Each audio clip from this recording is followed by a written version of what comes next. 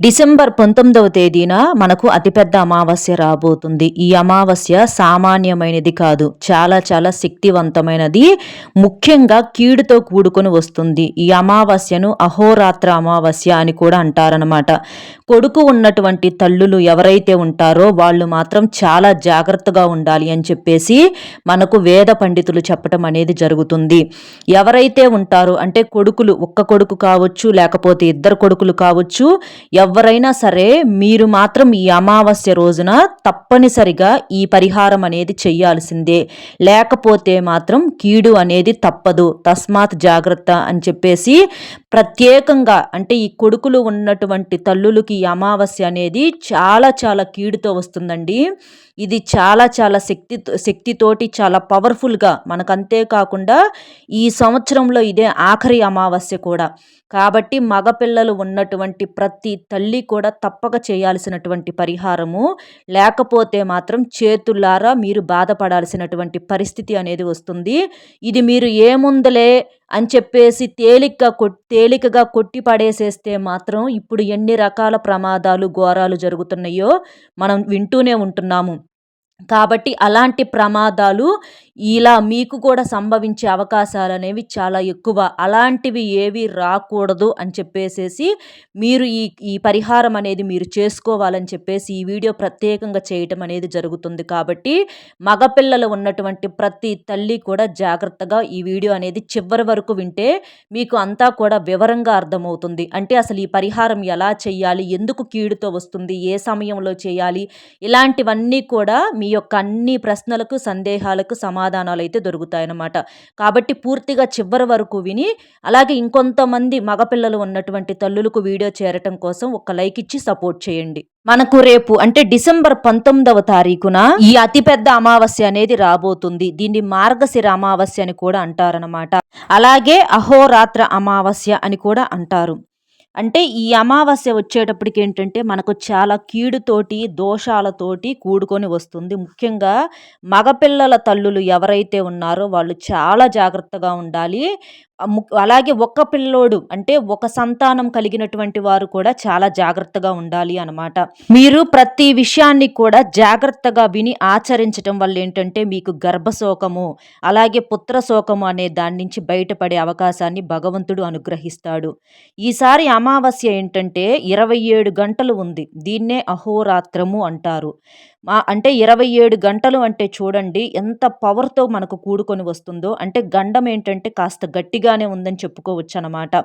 సోలయోగంతో వచ్చింది. సోలయోగము అంటే ఏంటంటే మనకు అమావాస్య రోజు దగ్గర నుంచి సుమారు 36 లేదా 38 రోజుల్లోపు, అంటే అమావాస్య తర్వాత రోజు కావచ్చు, లేకపోతే 2 రోజుల తర్వాత కావచ్చు, 4 రోజుల తర్వాత కావచ్చు, లేదా 36 రోజుల లోపు కావచ్చు, లేదా 38 రోజుల లోపు, అంటే అక్కడి నుంచి, అంటే అమావాస్య మరుసటి రోజు దగ్గర నుంచి ఈ మగపిల్లలు ఎవరైతే ఉన్నారో, అలా మగపిల్లలు ఒకళ్ళు కావచ్చు, ఇద్దరు కావచ్చు, లేదా ఒక తల్లి అంటే ఒక బిడ్డ తల్లి సంతానం ఒకళ్ళే ఉంటారు చూడండి, ఎవరైనా కానివ్వండి. అలాంటి వాళ్ళకేంటంటే ఏ ప్రమాదమైనా కూడా జరగవచ్చు, ఎలాంటి సమస్య అయినా సరే ఉత్పన్నం కావచ్చు అని చెప్పేసి మనకు వేద పండితులు క్లియర్గా చెప్తున్నారు. పుత్రశోకము, కొంతమందికి గర్భశోకాలు, అంటే గర్భిణీ స్త్రీలు కూడా జాగ్రత్తగా ఉండాలన్నమాట.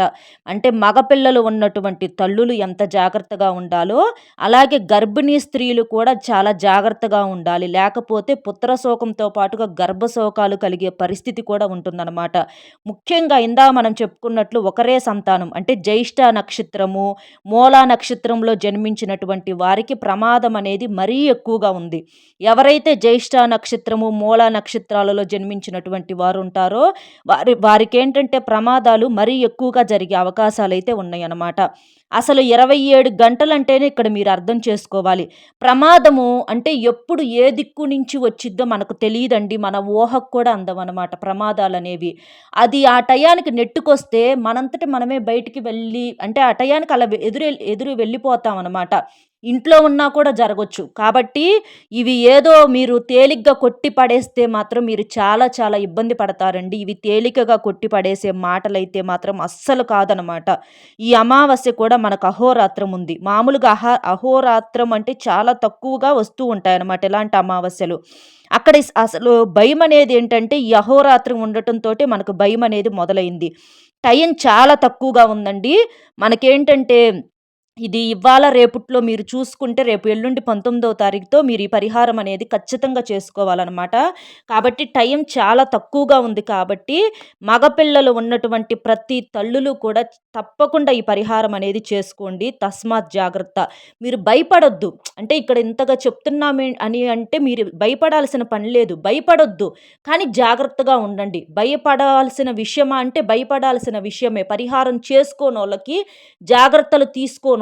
కానీ చేసుకుంటే మాత్రం మీకు భయమనేది ఆ యొక్క సమస్య నుంచి, ఆ యొక్క గండం ఏదైతే ఉంటుందో దాని నుంచి మీరు బయటపడగలుగుతారనమాట. ఏముందిలే అని చెప్పి కొట్టి పడేస్తారు చూడండి. ఆ క్షణానికి ఏమీ కాకపోవచ్చు. కానీ తర్వాత మాత్రం ఎంత బాధపడ్డా కూడా ప్రయోజనం ఉండదు. ప్రతి తల్లిదండ్రులు కష్టపడేది, బతికేది బిడ్డల కోసమే. ముఖ్యంగా మగపిల్లలేంటంటే బయట 4 రకాలుగా తిరుగుతూ ఉంటారు. కాస్త హుషారుగా ఉంటారు, చురుగ్గా ఉంటారు, బండ్ల మీద తిరుగుతూ ఉంటారు. ఇలా మగపిల్లలేంటంటే చాలా రకాలుగా అంటే ఎక్కువగా వాళ్ళకు బయటికి తిరగటానికి అవకాశాలనేవి చాలా ఎక్కువగా ఉంటాయన్నమాట. కాబట్టి ఆ ఒక్కరోజు తప్పిందిలో ఏముందిలే అని మనం అనుకోటానికి లేదండి. అక్కడి నుంచి మనకు ఆ క్షణం నుంచి మనకు ఏ రోజైనా ప్రమాదం అనేది జరగొచ్చనమాట. కాబట్టి జాగ్రత్తగా ఉండాలి. మీరు ఈలోపు ఆ రోజు అమావాస్య రోజు గనక మీరు పరిహారం చేసుకుంటే ఇక మీరు సేఫ్ అనమాట. ఇక మీ అబ్బాయికి మీరు తల్లిగా చేయాల్సిన బాధ్యత మీరు చేశారు. మీ బిడ్డను మీరు కాపాడుకున్నారు. తల్లిదండ్రులే కదండీ పిల్లలకు ధైర్యం అనేది. మనల్ని నమ్ముకొని వాళ్ళు బ్రతుకుతూ ఉంటారు. ఏదైనా నా తల్లి చూసుకునిద్ది. అంటే తండ్రి కన్నా కూడా ముఖ్యంగా తల్లికే బాధ్యత అనేది చాలా ఎక్కువగా ప్రేమ అనేది ఎక్కువగా ఉంటుందన్నమాట. చిన్నప్పటి నుంచి వాళ్ళనేంటంటే మోసి, కని, పెంచి వాళ్ళ కోసం ఎన్నో కష్టాలు పడి, మా పిల్లలు బాగుండాలి, మా పిల్లలు నిండు నూరేళ్ల పాటు ఆరోగ్యంగా, సంతోషంగా ఉండాలని చెప్పి ప్రతి తల్లి కూడా కోరుకుంటూ ఉంటుందన్నమాట. కాబట్టి అలాంటి తల్లి కంటికి రెప్పకలాగా కాపాడుకోవాల్సినటువంటి బాధ్యత కూడా ఆ తల్లి మీదే ఉంటుంది. కాబట్టి తల్లులు మీరు ఎన్ని పనుల్లో ఉన్న ఈ పరిహారం అనేది చేసుకోండి. మీరేం చేస్తారంటే, మీరు అన్నం వండినప్పుడు ఒక నిండుకుండ అన్నం అనేది మీరు ముందు తీసేసి ఒక బౌల్‌లో పక్కన పెట్టేసేసుకోండి. దీనితో పాటుగా చేయాల్సిన పరిహారం ఇంకొకటి కూడా ఉందండి. అది కూడా చాలా పవర్ పాత్ర అనేది పోషిస్తుందనమాట.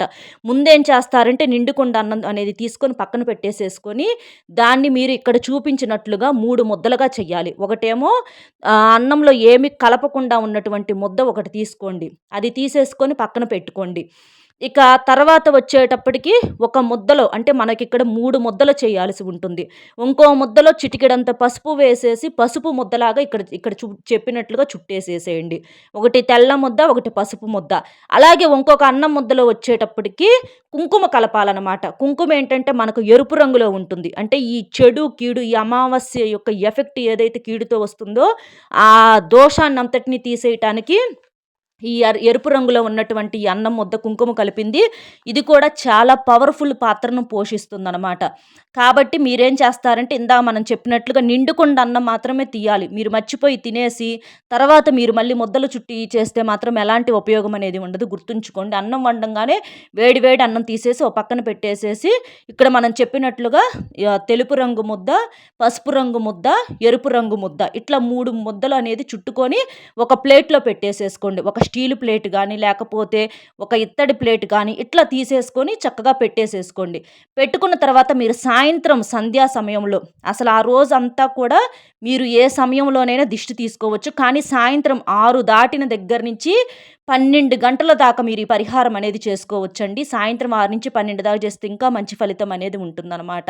అలా ఒక ప్లేట్ తీసేసుకొని ఆ 3 ముద్దలను ఏం చేస్తారంటే ఈ ప్లేట్‌లో పెట్టేసేసేయాలి. దాని మీద నల్ల నువ్వులు కూడా వెయ్యాలి. గుర్తుపెట్టుకోండి. ఆ ముద్దల మీద నల్ల నువ్వులు. నల్ల నువ్వులేంటంటే శని దోషాలు, శని సమస్యలను తీసేస్తాయి. అమావాస్యకు సరి సమానమైనవి కీడును తీసేయటానికి నల్ల నువ్వులు. దీనితో పాటుగా ఒక కోడిగుడ్డు కోడిగుడ్డును కూడా ఒకదాన్ని తీసేసుకోండి. కోడిగుడ్డు కూడా ఈ చెడుని తీసేయటానికి చాలా పవర్‌ఫుల్‌గా ఉపయోగపడుతుంది. కోడిగుడ్డు మనకు తెలుపు రంగులో ఉంటుంది. లోపల పచ్చ సొన ఉంటుంది. ఇది కూడా ఒక జీవం మనం చూస్తే. కాబట్టి ఇలాంటి కోడిగుడ్డుతో చేసే పరిహారం ఏంటంటే, వెంటనే మీ కొడుకుల మీద ఉన్నటువంటి ఆ యొక్క చెడును పూర్తిగా దోషాన్ని లాగేసుకుంటుందనమాట. అందులో ఉన్నటువంటి ఆ యొక్క జీవశక్తి అనేది. ఆ కోడిగుడ్డుని ఎలా పెట్టాలంటే, ఇక్కడ మనం చూపించినట్లుగా దాని మీద కాటుకతో కానీ లేదా నల్ల స్కెచ్‌తో కానీ మీరు ఇంటూ మార్క్‌లాగా ఇక్కడ మనం చూపించినట్లుగా వేసి అలా పెట్టాలనమాట. అలా పెట్టేసేసి ఈ ముద్దలను ఉన్నటువంటి ప్లేటును మీరు సిద్ధం చేసుకొని ఉంచుకొని, మీ కొడుకులు ఒకళ్ళు కావచ్చు, ఇద్దరు కావచ్చు, ముగ్గురు కావచ్చు. ఆ పిల్లల్ని అట్లా కూర్చోబెట్టేసి వరసన ఆ పిల్లల చుట్టూతా కుడి నుంచి ఎడమకు 3 సార్లు, ఎడమ నుంచి కుడికి 3 సార్లు అంటే ఈ అమావాస్య మనం చెప్పిన సమయాలు సాయంత్రం 6 దగ్గర నుంచి డిసెంబర్ 19వ తారీఖున సాయంత్రం 6 నుంచి 12 గంటల వరకు ఈ పరిహారం అనేది చేసుకోవచ్చు. అలా తిప్పేసేసి మీ కొడుకు చుట్టూతా వాటిని తీసుకువెళ్ళి కుడి నుంచి ఎడమకు 3 సార్లు, ఎడమ నుంచి కుడికి 3 సార్లు సవ్య దిశలో, అపసవ్య దిశలో తిప్పాలి. అలా తిప్పేసేసి వాటిని ఎవ్వరూ తొక్కని ప్రదేశంలో కోడిగుడ్డు పగలకుండా వదిలిపెట్టేసి రావాలి. లేకపోతే పారే నీటిలో వదిలేసేసేయండి. తర్వాత మీరేం చేస్తారంటే వెనక్కి తిరిగి చూడకుండా ఆ తల్లులు కాళ్ళు కడుక్కొని శుభ్రంగా లోపలికి వెళ్ళండి. మీ పిల్లలకు ఆ దిష్టి తీసేసిన తర్వాత స్నానం చేయటం గానీ, లేకపోతే కాళ్ళు, చేతులకు మాత్రం తప్పనిసరిగా కడగాలి. ఆ ఒంటి మీద ఉన్నటువంటి దుస్తులు కూడా మార్చేసేసేయాలి.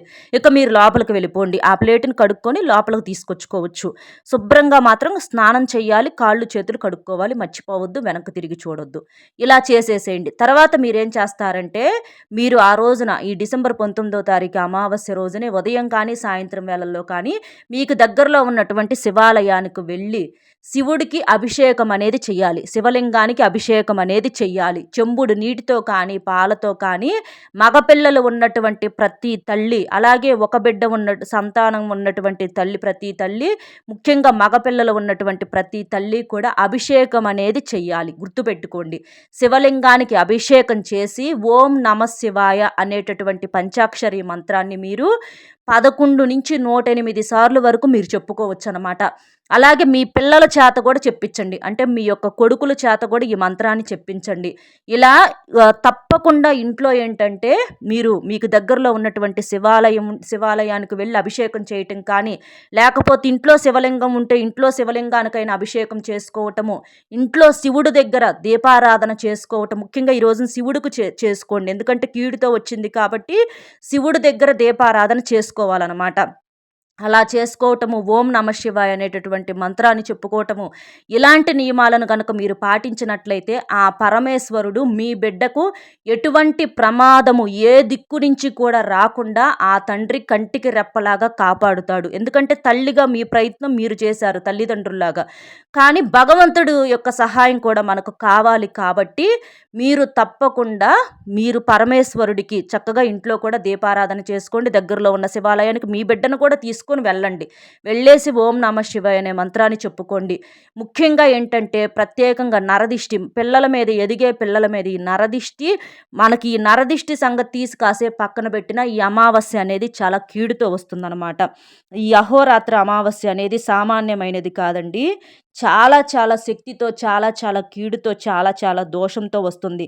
కాబట్టి మీకు ఏంటంటే గర్భశోకము, పుత్రశోకం కలగకుండా ఉండటం కోసం ఇంత గట్టిగా చెప్పటం అనేది జరుగుతుంది. అలాగే గర్భిణీ స్త్రీలు కూడా పొరపాటున బయటికి అనేది రావద్దు ఆ అమావాస్య రోజున. జాగ్రత్తగా మీరు ఇంట్లోనే ఉండండి. మీరు ఎలాంటి పనులు కూడా చెయ్యొద్దు. అంటే కూరగాయలు కట్ చేయటం కానివ్వండి, ఏదన్నా పనులు చేయటం కానివ్వండి, ఇలాంటి పొరపాట్లు కూడా మీరు చెయ్యొద్దు. చాలా జాగ్రత్తగా ఉండాలి.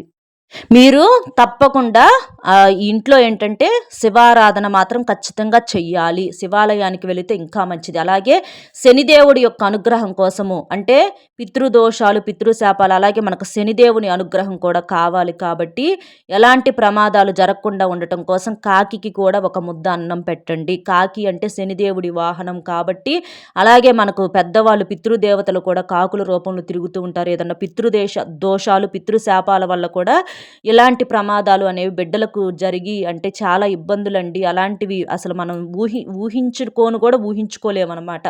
కాబట్టి అలాంటి దుస్థితి అనేది ఏ తల్లికి కూడా రాకూడదని చెప్పేసి ఈ వీడియో చేయటం అనేది జరుగుతుందండి. కాబట్టి మగపిల్లలు ఉన్నటువంటి ప్రతి తల్లి కూడా జాగ్రత్త, మీరు తప్పకుండా ఈ పరిహారం చేయండి. అలాగే మనం చెప్పినట్లుగా శివలింగానికి అభిషేకం చేయటము, ఈ ఓం నమ శివాయ అనే మంత్రాన్ని జపించటము, ఇలాంటి మనం చెప్పే నియమాలన్నీ ఆచరించాలి. అలాగే నియమాలు కూడా తప్పనిసరి అండి. ఆ రోజు నాన్ వెజ్ వండకూడదు, తినకూడదు, గుర్తుపెట్టుకోండి.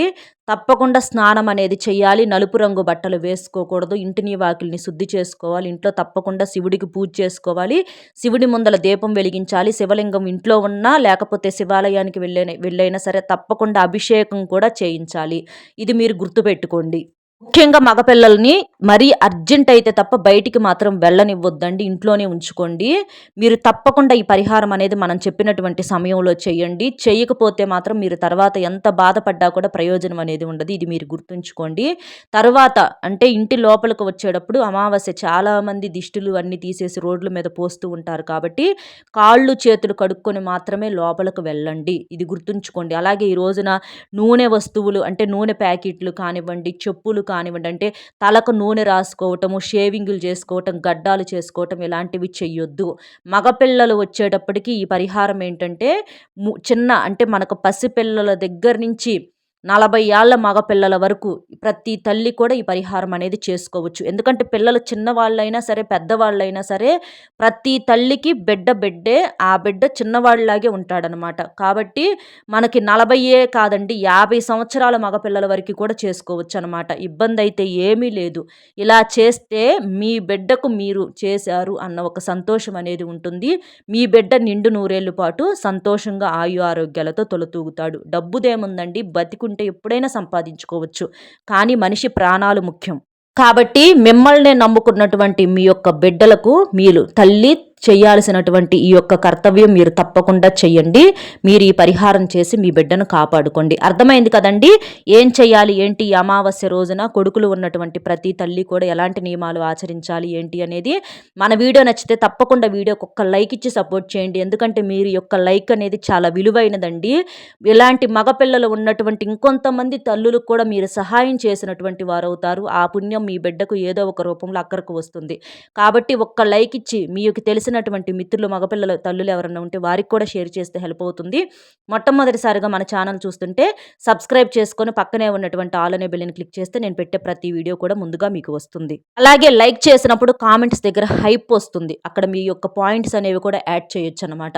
కాబట్టి ఇంత విలువైనటువంటి సమాచారం మీకు తెలియజేసినందుకు గాను వీడియోకి ఒక్క లైక్ ఇచ్చి సపోర్ట్ చేసి మరికొంతమంది తల్లులకు కూడా చేరవేస్తారని చెప్పి మనస్ఫూర్తిగా కోరుకుంటూ మరో మంచి విశేషంతో మళ్ళీ కలుద్దామండి. అలాగే కామెంట్ బాక్స్లో ఓం నమ శివాయ అనే కామెంట్ చేయండి. ఎందుకంటే ఈ అమావాస్య వల్ల వచ్చే కీడును ఆ పరమేశ్వరుడే అంటే మీ యొక్క బిడ్డలకు ఎటువంటి ప్రమాదం జరగకుండా ఆ పరమేశ్వరుడే కాపాడుతాడు.